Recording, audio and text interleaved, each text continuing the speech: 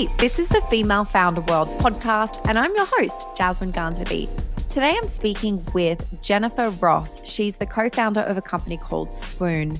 And basically what Swoon are doing, they're creating a better for you beverage brand that is taking the sugar out of soda. Ever since Jen was diagnosed with type 1 diabetes at a really young age, she's been searching for a really yummy, zero sugar drink that she could enjoy. And then in 2015, along with her co-founder, Christina, she came up with the idea for Swoon to solve her very own problem. I'll let Jen tell you all about what she's building and how she's building it in her own words. Jen, welcome to Female Founder World. It's great to have you on the show. Thank you so much for having me. I'm super excited to be here. We kick off by inviting our guests to tell us about their business and what they're building in their own words.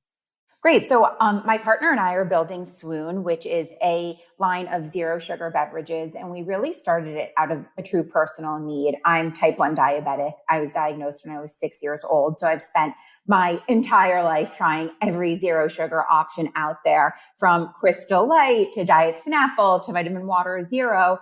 And as I got older, really realized, sugar is not just bad for me. It's bad for everyone. 2/3 of adult Americans are pre-diabetic. And really that's a direct result of sort of diet and exercise. And when I say diet, it's really consuming excess sugar. And when we dug into it even further, really realized, drinks were the number one source of that excess sugar.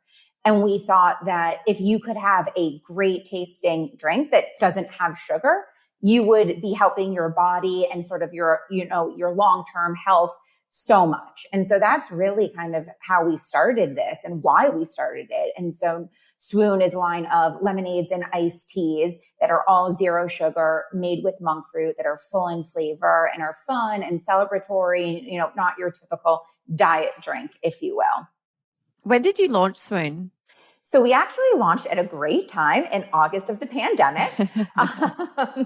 And so it was a really interesting time, especially, formulating and R&Ding when we were stuck in our houses. I was with my whole family, so I'd get sent samples, do a taste test with my whole family. Christina, my partner, and I would kind of talk over Zoom and kind of go back and forth over different things, and then officially launched it in August 2020. What were you doing professionally before August 2020? Like, what was your background? So we actually had been in the beverage business before, but more actually on the cocktail mixer side of things. And it really was a true evolution from that to where we are today. We started with, again, zero sugar cocktails. And it was from there getting feedback from restaurateurs and bartenders saying, well, if you can make a zero sugar simple syrup, which is used in almost all of the cocktails, we would use that in all of our drinks. So we spent about 2 years formulating and working on the R&D of a monk fruit based simple syrup. And we were actually going to launch another product in the spring of 2020 that was very food service focused. And then when the world kind of changed and things shut down, had to really quickly pivot into then our now line of lemonades and iced teas. Okay, so when you kind of decided that you were going to pivot into this line of ready to drink beverages, what were kind of the first steps that you took to get this idea off the ground? So it really actually kind of just started in our kitchen, in the sense that we kind of got this idea because we had a simple syrup, which you're never going to taste someone on its own. But so we were just making a lemonade. We were using water, freshly squeezed lemons, and our Swoon syrup. But I think then the next question is, as we, kind of learned about beverage, that's not actually how beverages are made at scale. So it was like, can we actually turn this into a drink that is, shelf stable, can be made in huge quantities and have it still taste great? So that was really kind of the first step that we had to do. And then it was a whole different manufacturing process in terms of our prior product had been in glass bottles. This was aluminum cans. And even though both are still beverages, it's still very, very different. So really had to kind of get up to speed and really surround ourselves with sort of experts in this space to really help us on the operation side of things.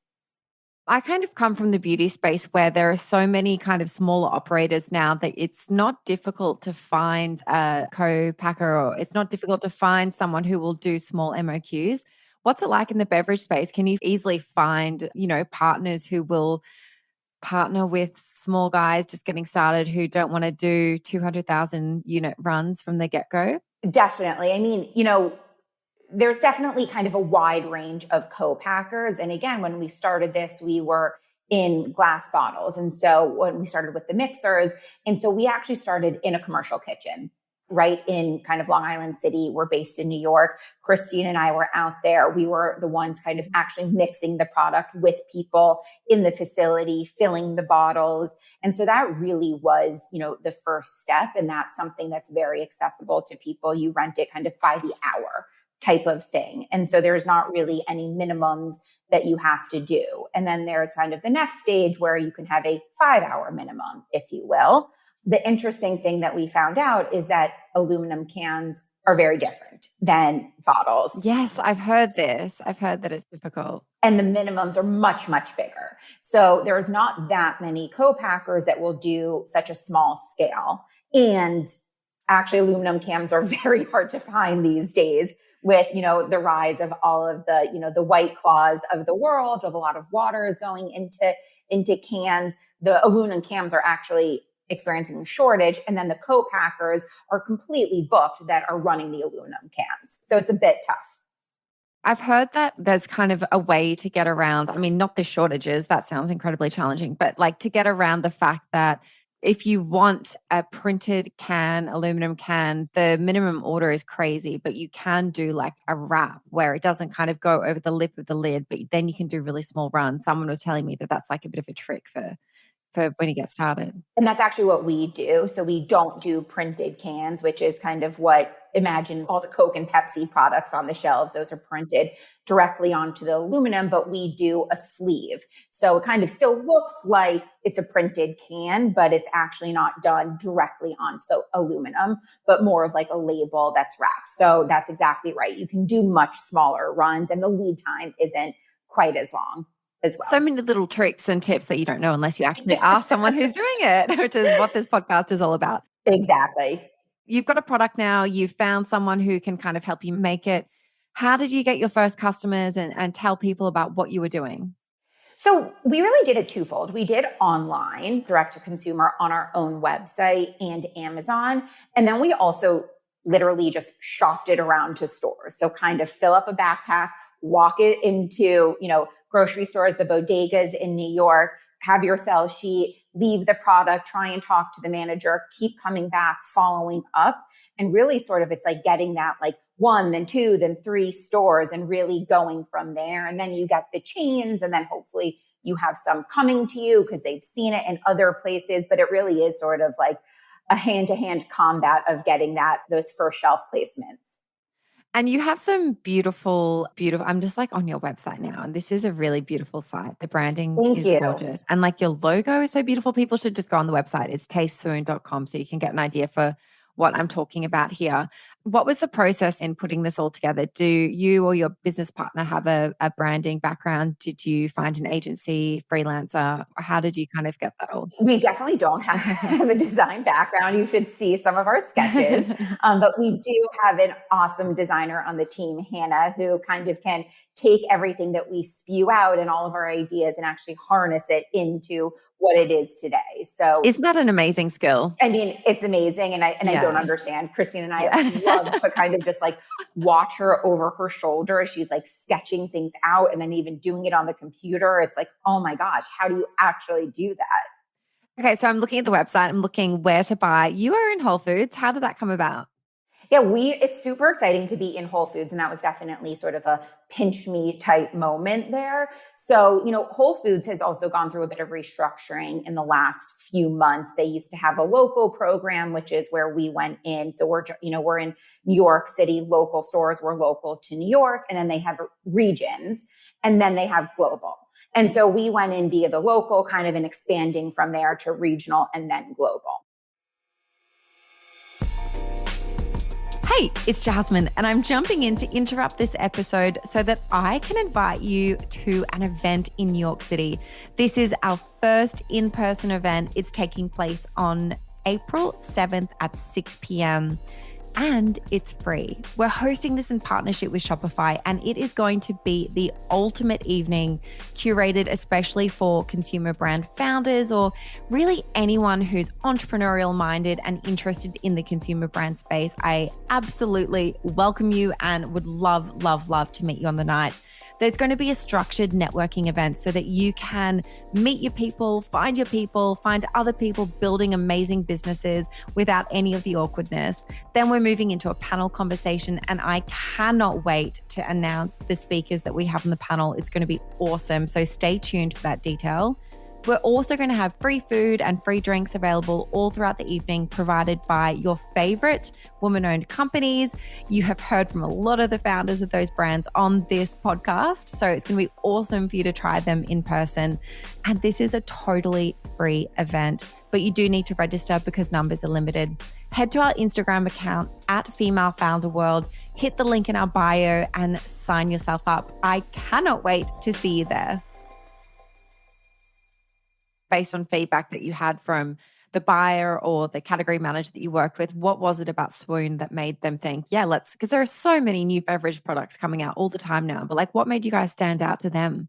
I think before we went into Whole Foods, we were in other stores. So I think just having some of the data and being able to say, this is how we're performing is really, really helpful, because then they're not just taking sort of a complete bet on it, but they're able to say, okay, this is how it performed in these kind of like-minded stores. So therefore we think it will perform well here. So obviously that, having some of the data, you're never going to think you have enough data, but definitely anything you have is helpful. And then obviously kind of tasting them on the product, walking them through the story, sort of the mission and the reason behind it. What kind of data are you looking at, like sell-through at your other retail partners? Exactly. Looking at sell-through data, it really depends kind of what data you have access to. So it's looking at sell-through data. It's looking, we sell online. So kind of our online orders, repeat orders, conversion rates, things like that. Okay, let's switch to e-com and your direct-to-consumer channel. How are you growing that at the moment? So, I feel like now everything is online. And so, when we actually first started, someone gave us the advice of, when you're going to put up a website, you should sell online. And this was back when we were doing the mixers, and we're like, that's so crazy. Who's going to buy a product that they've never tasted before? And we were wrong, thankfully. Yeah, everyone. Everyone. And so now, really kind of working on different ways to grow that. And our thought is, especially because of COVID, so many people that traditionally bought in stores are now buying online. And so it's not just sort of an online product, but it's really kind of being everywhere. And the different marketing, it's not that, okay, this marketing tactic is going to necessarily lead to an online sale, but they're going to see it. And so that they can then buy it online or they can buy it in store. And what are some of those marketing tactics? Are you doing SMS marketing, influencer gifting, press? Any and all. All of the above. Yeah, it's because now it is so hard to kind of cut through everything and stand out. And I really do believe that people have to kind of see and hear your product multiple times before they will kind of register it. So we are doing PR, we are doing influencer. And I think sort of the kind of key thing that we think about and really do is kind of how to make it authentic. We really want to work with people that genuinely love the product and kind of, have a lot of people that have come to it organically that we'll then kind of work with, send them product. We work with a lot of, like I mentioned, I'm diabetic. So a lot of other diabetics in this space that have also, can't have sugar. And so really trying to keep it is authentic to us and it is a personal story. So again, really tapping into other people that have a personal connection to it. Do you manage your influencer programs in-house or do you work with somebody on that? We do manage it in-house, and that's new for us. So we've just brought people in to do that. And that is a whole different world to me than one that I know. And I think it's also evolving and changing all the time. So I think it can definitely be done with an agency. It can definitely be done in-house. I think with in-house, you can be very nimble and very customized and personalized. So that has been really great for us. What kind of stuff are you managing in the business now? You have quite a few stockists, you're growing, you've got the e-com channel. Like, what does your day-to-day workday look like?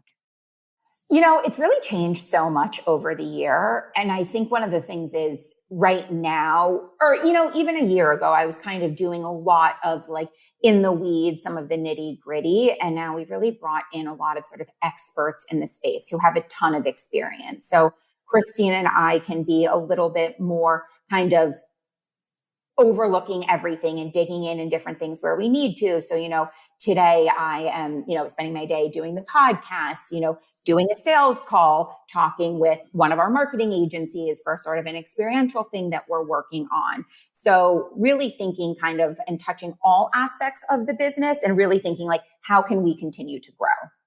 And how do you split the roles between you and your co-founder? Are they very clear, defined roles or? So they were, it really started, I was doing more of the finance and operations and Christina was doing more of the sales and marketing. And I think kind of still those are the areas that we cover and manage more directly. But I think over time, there's definitely, I think in any startup, you kind of have to do a bit of everything.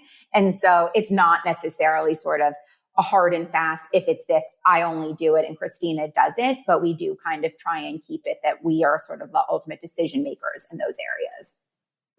I want to go into a bit of a tools and tactics recommendation round where and also, the platforms that you're using. I want to know who you're using for your store, for your email client, for, your accounting and payment processing. Can you give some insights into those tools that you're using and what's great about them? Sure. So we're actually just in the process of going through redoing our website right now. And it was built on multiple platforms before, which was very frustrating because we just couldn't go in and update things easily. So now we're having it rebuilt completely on Shopify. So that is definitely a recommendation because it is, even if you have someone help build it initially, it's something that you can really manage yourself and you can go in, make tweaks as needed to photos, to copy, add different products. So that's something that is incredibly helpful and important. We love Shopify. Yes, it's great. And for email, we use Klaviyo. And so that's been great to kind of segment and send different emails and be able to track different emails and conversion rates. So that's been great. And I think, in terms of checkout and everything, that is all just done via Shopify. Are you doing any SMS marketing at all? We are, but that is something that definitely Christina covers more. So I don't exactly know who we're using, but we are doing SMS. And that's something that we're constantly thinking of, like, how do we grow that list as well? Not just our traditional email list. And how do we not be annoying? Yes. I mean, that's the thing, isn't it? And I wonder if people thought that when email marketing first came out and now it's like, I get an email every day from some companies. But SMS feels like such a personal intrusion, into my day and into my world. So I definitely want it to be like a meaningful message or something that I'm really interested in if a brand's going to send me a text. We totally agree. It's sort of like, we don't want to send something just for the sake of sending something. I kind of always think like, would I want to get this? Would I opt out? Would I sign up? And kind of have everything that we do go through that lens. The last question I ask everyone who comes onto the show is for a resource. So that could be a book, a podcast that you listen to, a community that you're part of, something that's kind of helped you be a better founder and that you think other people who, want to follow the same trajectory that you guys are following should engage with.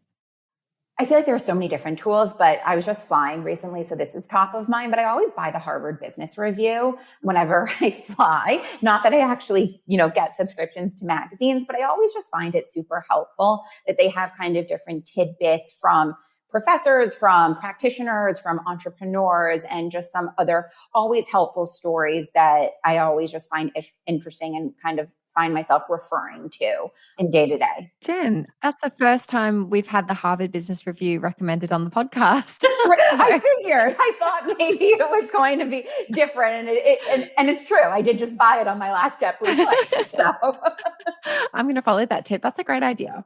Well, thank you so much for your time. It's been great to hear from you and learn about everything that you're building at Swoon. Great. Thank you so much for having me. This was so fun. Hey, did you guys love that? If you did, please drop us a 5-star review wherever you listen to podcasts. If you take a screenshot of that review and DM it to us on Instagram, we will send you back a link with free access to our entire on-demand library of business skills workshops. So don't sleep on that. Get on it. Take that screenshot and DM it over to us. Chat to you later.